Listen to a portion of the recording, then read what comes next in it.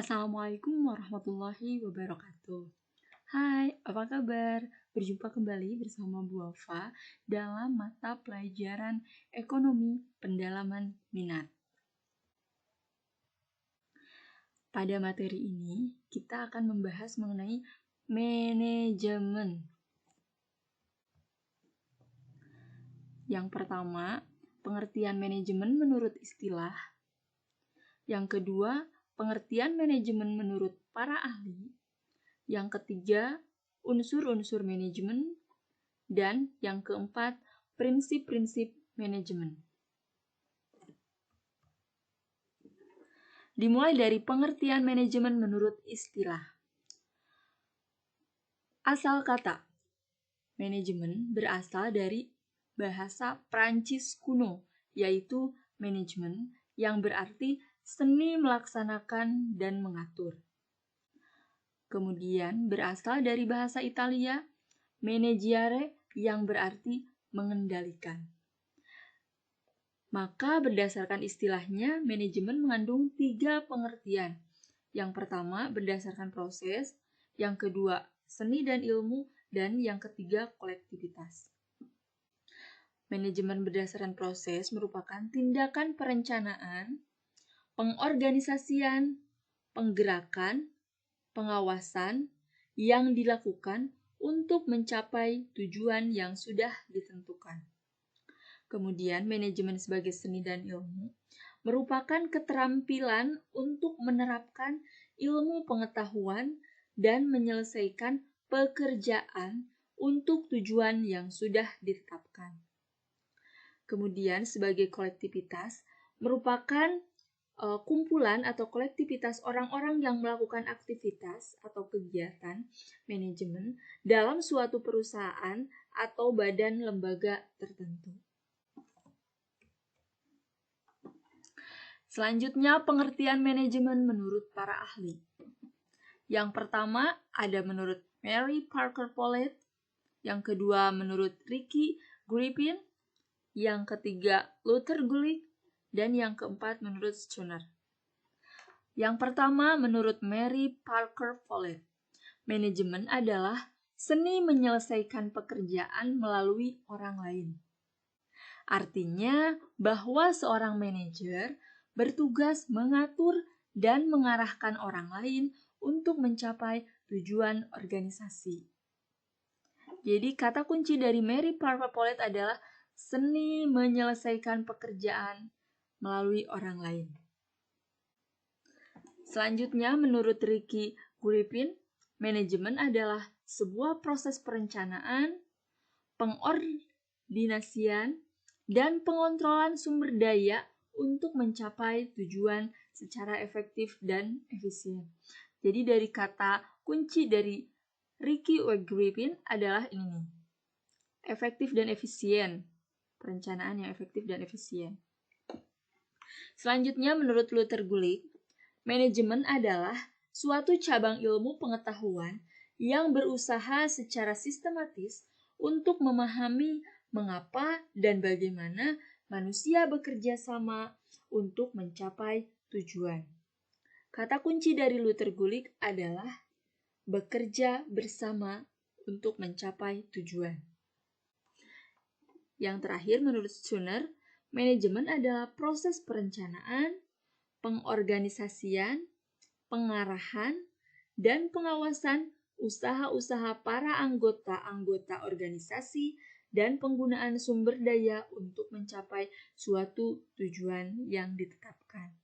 Kata kunci dari Schooner adalah proses perencanaan, pengorganisasian, pengarahan, dan pengawasan. Ini kata kunci dari Schooner. Selanjutnya, unsur-unsur manajemen atau dikenal dengan 6M. Apa aja sih 6M itu? Yang pertama man atau manusia, yang kedua money atau uang, yang ketiga material atau bahan-bahan material, yang keempat mesin atau mesin, yang kelima method atau cara kerja, dan yang keenam market. Yang pertama manusia. Di antara sumber daya yang produktif, manusia dianggap paling penting. Keberhasilan atau kegagalan suatu organisasi tergantung pada manusianya itu sendiri. karena manusia yang menjalankan semua kegiatan manajemen. Kemudian yang kedua, money atau uang. Dalam menjalankan kegiatan organisasi, uang diperlukan untuk mencapai tujuan yang telah ditetapkan, salah satunya untuk membayar biaya operasional. Jadi uang digunakan untuk pembiayaan operasional perusahaan. Yang ketiga, material atau bahan-bahan material. Material digunakan sebagai bahan dasar yang digunakan dalam proses produksi. Jadi untuk memproduksi barang kita memerlukan bahan-bahan materi atau bahan-bahan baku. Nah, ini disebut material. Kemudian mesin atau mesin, salah satu kemudahan teknologi yang mempermudah pekerjaan manusia.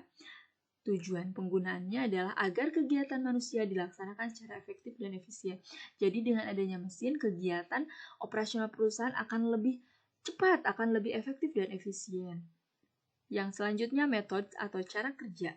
Cara agar melakukan pekerjaan berdaya guna dan berhasil guna. Pemilihan metode yang tepat akan menentukan tercapainya tujuan. Jadi cara ini digunakan untuk melaksanakan kegiatan manajemen.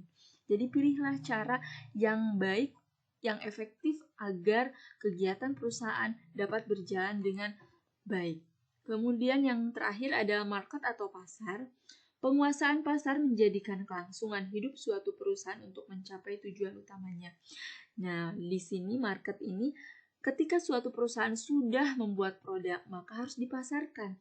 Nah, ini sangat penting, di mana pasar tersebut akan menjadi lahan untuk kita jual produk-produk yang telah kita buat.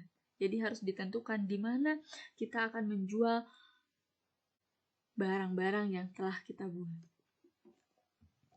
Yang terakhir, prinsip-prinsip manajemen menurut Henry Fayol. Yang pertama ada pembagian kerja.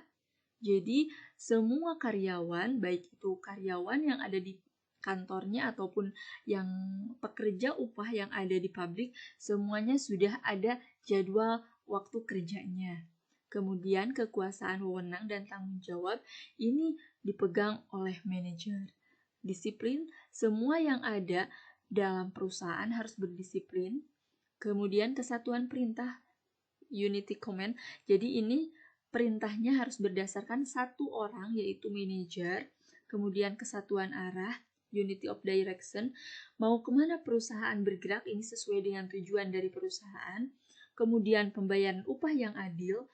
Jadi para pekerja atau buruh pabrik yang ada di perusahaan harus dibayar upahnya sesuai dengan kesepakatan yang seadil-adilnya tentu saja. Kemudian pemusatan atau centralization.